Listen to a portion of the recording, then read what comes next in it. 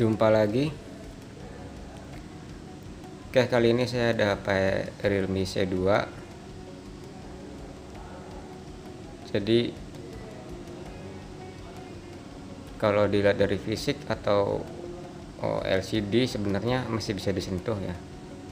Saya cek di tombolnya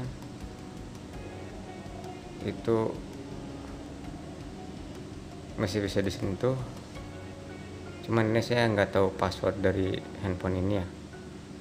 Dan yang punya HP minta untuk LCD-nya itu diganti ya, karena pecah di bagian bawah, jadi ada retakan di bagian bawah.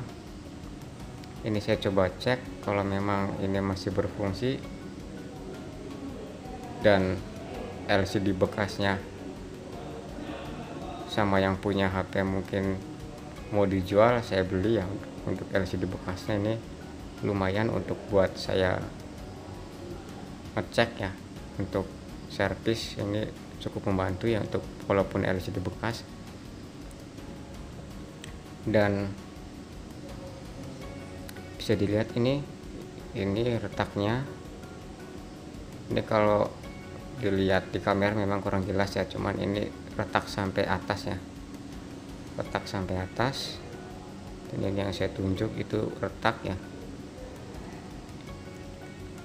Untuk Realme C2 sendiri itu LCD-nya di kisaran kurang lebih 170 sampai 200-an ya. Dan ini sebelumnya sudah saya bongkar casing bagian bawahnya, dan untuk mengganti LCD dan touchscreen Realme C2 itu kita harus lepas baterai ya, lepas mesin dan lepas baterai. Oke, dan ini saya akan lepas baterainya. Untuk melepas baterai di HP-HP sekarang itu biasanya ada ini ya, seperti pegangan ya untuk melepasnya. Dan ini sudah saya lepas baterainya. Jadi untuk mengganti LCD dan touchscreen Realme C2 itu ini adalah bagian soketnya ya, soket LCD-nya. Jadi memang harus dilepas baterainya. Dan ini adalah LCD baru ya. Jadi buat teman-teman ketika ingin mengganti LCD dan tidak tahu harus di mana dulu bukanya atau posisi soketnya di mana, teman-teman bisa lihat di LCD baru ya. Jadi seperti ini dicocokkan, dan bisa dilihat untuk fleksibelnya itu dia dari bawah ya ke atas dan masuk di sela baterai ya. Jadi seperti itu untuk lebih mudahnya. Jadi teman-teman lihat dulu di LCD baru. Dan seperti biasa untuk mengangkat LCD itu biasanya saya pakai blower ya. Walaupun ada sebenarnya alat untuk melepas LCD dan touchscreen itu ada ya, cuman saya belum punya, dan saya biasa pakai blower ya, di setelan angin 2 dan panas kurang lebih 2 sampai 2,5 ya. Dan ini saya akan coba lepas ya, dan saya usahakan untuk tidak merusak LCD lamanya ya, karena rencana ini LCD lamanya mau saya beli ya. Kalau yang punyanya ingin menjual ya saya beli untuk bahan saya ketika servis ya, soalnya ini masih bisa disentuh. Dan seperti biasa ya, untuk pelepasan LCD harus hati-hati, apalagi LCD yang memang ini mau saya pakai ya, jadi harus benar-benar utuh ya. Dan ini saya percepat karena memang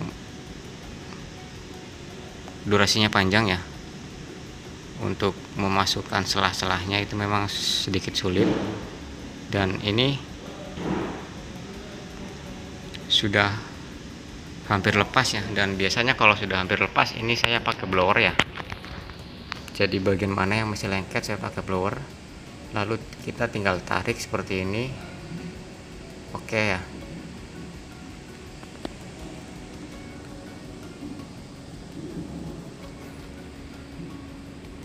Jadi memang buat teman-teman yang masih belajar servis ya, terutama saya juga masih belajar ya, itu sering-sering berlatih ya. Dan satu lagi yang sering saya bilang itu harus berani ya. Satu, berani mengambil resiko ya. Ketika teman-teman belajar secara otodidak, itu teman-teman harus berani mengambil resiko dan sering-sering beli HP-HP rusaknya untuk pembelajaran servis ya. Dan ini LCD lama saya coba dulu ya, apakah masih nyala. Dan ini saya tekan tombol on off nya.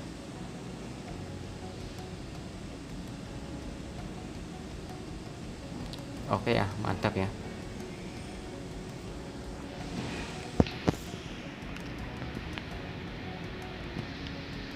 Dan ini memang untuk LCD lamanya saya kurang tahu persis ya, ini LCD baru atau pernah ganti ya untuk HP tipe ini.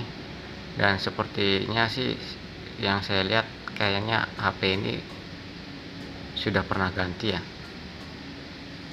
sudah pernah ganti LCD. Jadi ini mungkin LCD yang kedua atau yang ketiganya. Ini terlihat dari ketika saya ingin mengangkat LCD nya ya. Ketika saya blower, lemnya itu tidak terlalu kuat ya, tidak terlalu kuat, jadi seperti bekas lem baru ya. Dan ini sebelumnya tadi saya salah masukin penyekat ya, hampir masuk ke touchscreen sehingga membuat layar LCD berwarna kuning ya, seperti tadi ya. Oke, dan seperti biasa ketika LCD sudah dilepas, itu kita bersihkan ya, bersihkan bagian lem-lem yang sisa-sisa lem yang lama ya. Karena ini kalau nggak dibersihkan itu biasanya nanti pas pemasangan untuk di LCD baru itu tidak rata ya. Dan untuk pembersihannya itu bisa pakai pinset atau pakai bantuan dengan thinner ya. Pinset kasih thinner lalu kita gosok-gosok. Dan ini adalah LCD baru ya. Untuk LCD baru ini saya keletak dulu ya di bagian ininya biar tidak mengganggu. Dan satu lagi, jangan lupa ya, di bagian belakang pun ada pelapis ya, harus dikeletak juga. Lalu oke, ini saya presisikan dulu apakah masih ada yang mengganjal ya. Jadi kalau mengganti LCD bagi user itu sebenarnya penting ya, penting dalam hal kerapian ya. Ketika kita mengganti LCD lalu LCD itu intinya tidak rata atau lemnya kurang ya, itu penilaian bagi user ya, atau bagi pembeli ya, atau pelanggan ya. Oke, ini saya akan mulai saya lem ya, dan saya presisikan dulu lagi biar lebih mantap. Dan ini saya akan coba ya untuk LCD barunya, walaupun sebenarnya waktu di toko spare part itu saya sudah coba ya, dan ini saya coba untuk bagian soketnya ya. Terkadang kalau kita nggak coba dulu itu suka kurang pas ya di bagian soket.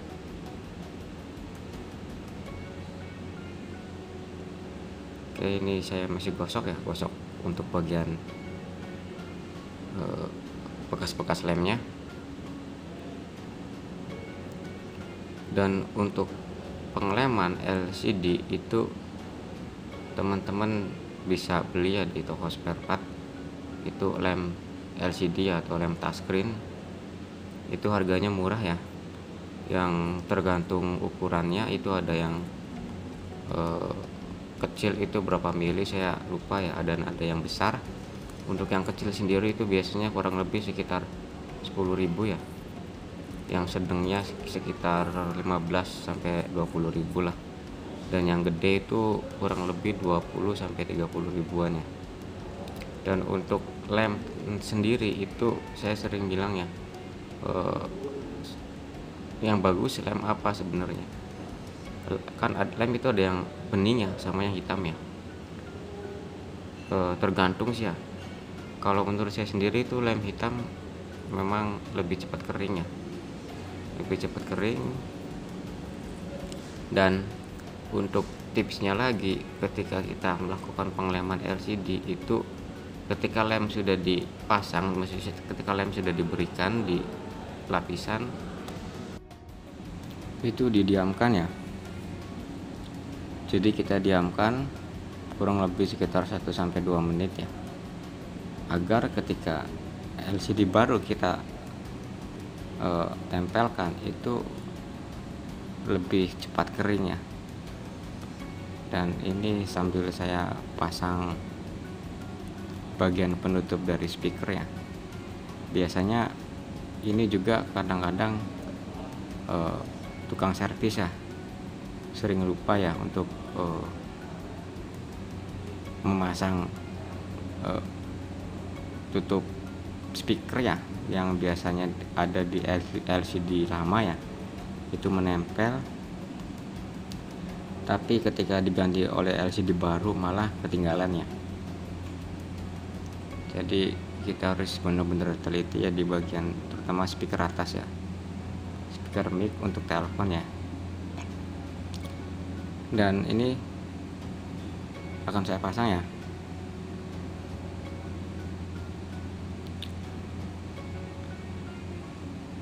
Oke, jadi sebenarnya untuk penggantian LCD itu cukup mudah ya. Bagi teman-teman yang belajar itu mudah sekali ya untuk penggantian LCD ya. Tidak ada resiko ya kalau menurut saya ya. Asal kita hati-hati dalam membuka mesin, membuka handphone, insya Allah akan berjalan dengan baik ya. Dan ini langsung saya pasang ya casingnya, karena sudah saya coba untuk LCD nya pun sudah oke ya.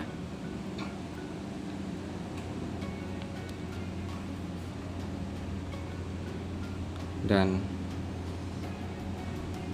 ini saya percepat ya karena durasinya lumayan ya. Oke, ini saya nyap. Oke, mantap ya.